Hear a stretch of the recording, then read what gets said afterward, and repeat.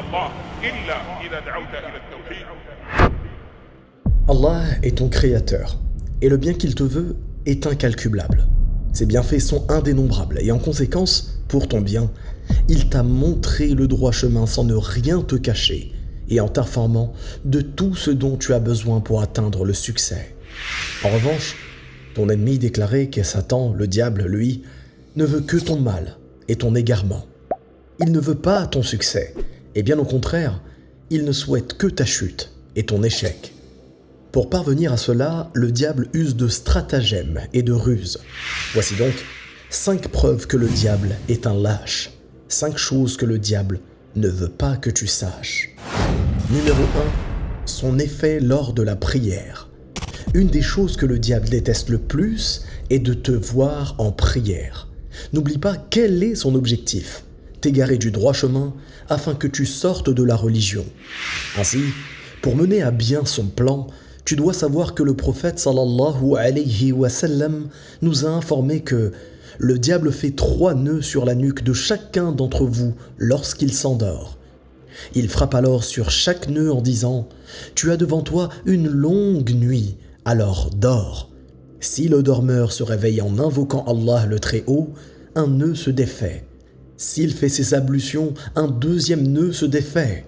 Et s'il prie, tous les nœuds se sont alors défaits, si bien qu'au matin, il se trouve plein d'énergie et de bonne humeur. Sinon, il débutera sa journée avec un mauvais état d'âme et paresseux.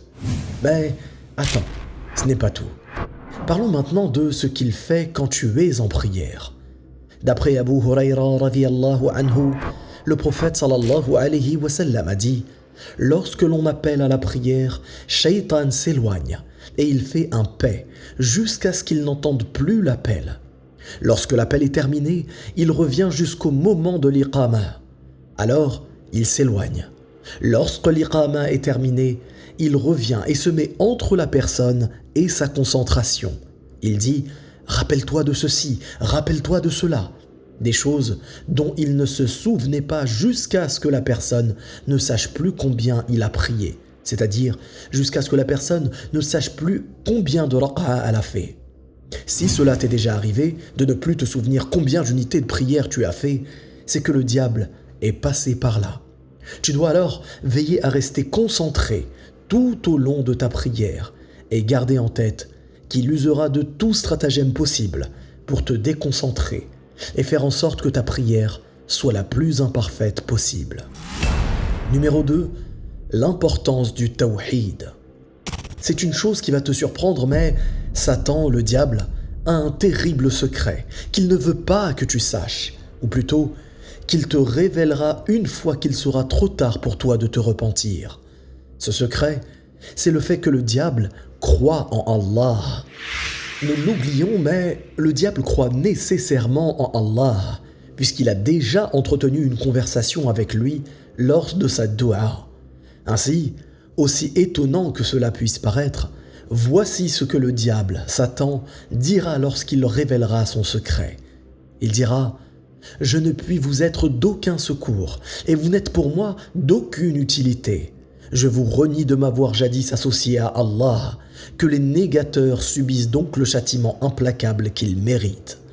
En conséquence, mon frère, ma sœur, le moyen le plus efficace de cultiver ta certitude, ta science, ton amour, ton acceptation, ta connaissance, ta véracité, est d'étudier le tawhid. Qui est Allah ? Que fait-il vis-à-vis de moi ? Quels sont ses noms et attributs ? Et en conséquence, qu'est-ce que moi je dois faire vis-à-vis de lui ? Ainsi, tu auras mis en échec le diable et tu auras rendu inutile son secret crapuleux. Numéro 3. Les relations homme-femme. Réfléchis 2 minutes sur ce qui va suivre. Quand une femme et un homme non mariés sont ensemble et se fréquentent, le diable se mêle à eux pour qu'ils s'unissent dans le haram. En bref, pour qu'ils consomment un des pires péchés qu'est l'adultère. En revanche, quand une femme et un homme sont mariés de façon légiférée et que ces derniers se fréquentent, c'est tout le contraire. Ils se mêlent à eux pour les désunir et afin qu'ils n'assurent pas de descendance pieuse. Et ceci est un des secrets du diable les moins connus parmi les musulmans. Ainsi, Le prophète sallallahu alayhi wa sallam nous informe concernant les couples illégitimes dans le haram. Un homme ne peut pas s'isoler avec une femme sans avoir Satan pour troisième compagnon. Et tu dois savoir que pour les personnes mariées, le prophète sallallahu alayhi wa sallam nous a rapporté un récit étonnant. D'après Jabir radhiyallahu anhu, le prophète sallallahu alayhi wa sallam a dit « Iblis établit son trône sur l'eau et envoie ses légions. Le démon qui a ensuite le plus de proximité avec lui est celui qui a réussi le plus grand trouble, fitna. L'un de ces démons vient à lui et lui dit « J'ai fait ceci, j'ai fait cela. » Mais il lui répond « Tu n'as rien fait. » Puis l'un d'entre eux vient à lui et lui dit « Je n'ai pas lâché tel être humain jusqu'à ce que j'ai réussi à provoquer la séparation entre lui et son épouse. » Alors Iblis se rapproche de lui et dit « Quel bon fils tu es !» Ainsi, il devient clair que le diable a pour objectif de semer le désordre dans les relations homme-femme. Numéro 4. Les innovations. Pour faire simple, les innovations, c'est toutes les pratiques religieuses qu'une personne fait sans avoir de preuve que le prophète sallallahu alayhi wa sallam les a faites. Il peut s'agir de pratiques remontant à des temps anciens, comme le fait de fêter le Mawlid, l'anniversaire du prophète. Sufyan al-Thawri rahimahullah a dit « L'innovation est plus aimée par le diable que la désobéissance. On se repent de la désobéissance, mais pas de l'innovation. » Et Ibn al-Qayyim rahimahullah a dit « Lorsque les cœurs sont occupés par les innovations, ils se détournent des sunan. Voilà le plan lâche du diable. Susciter l'innovation aux croyants afin qu'ils ne se disent pas qu'ils font des péchés, mais juste des adorations par amour d'Allah.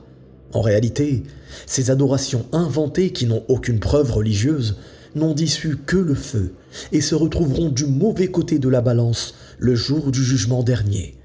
Pire encore, énormément d'innovations sont en accès direct au shirk, le pire des péchés, le seul qu'Allah ne pardonne pas si l'on ne s'en repent pas avant de mourir ou avant le jour dernier. Enfin, numéro 5, très certainement le secret du diable le moins connu.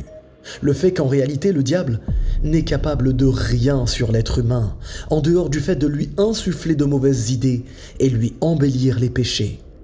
De nombreuses personnes ont peur du diable, en pensant de lui qu'il est capable de s'attaquer à eux physiquement, comme s'il était possible qu'il les frappe ou même qu'il les tue. Ceci est totalement faux, et le diable joue de cela. En réalité, le diable n'est en capacité que de nous tromper, conformément à la parole d'Allah dans le Coran lorsqu'il dit « Et lorsque le destin aura été accompli, Satan dira « Allah vous a fait une juste promesse, et moi aussi je vous ai fait des promesses, mais c'était pour vous tromper. D'ailleurs, quelle autorité avais-je sur vous? Il m'a suffi de vous appeler pour que vous me suiviez.